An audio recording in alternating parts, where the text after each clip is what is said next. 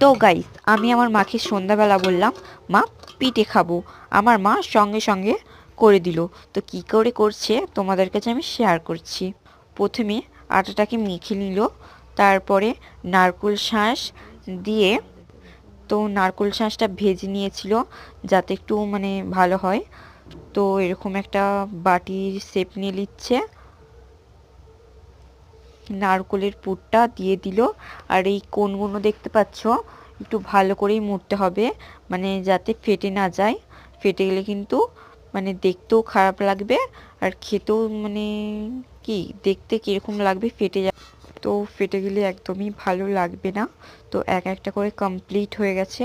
তো তোমাদেরকে আমি খেয়ে দেখাবো যে কীরকম হয়েছে।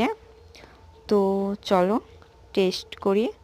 তো দেখতে পাচ্ছ কেমন নরম তুলতুলে ইয়াম্মি হয়েছে। তো মোটামুটি ভালোই খেতে, মোটামুটি কেন বলছি, মানে অসাধারণ যাকে বলে। তো পরের ভিডিওতে আবার দেখা হচ্ছে। Tata, bye by.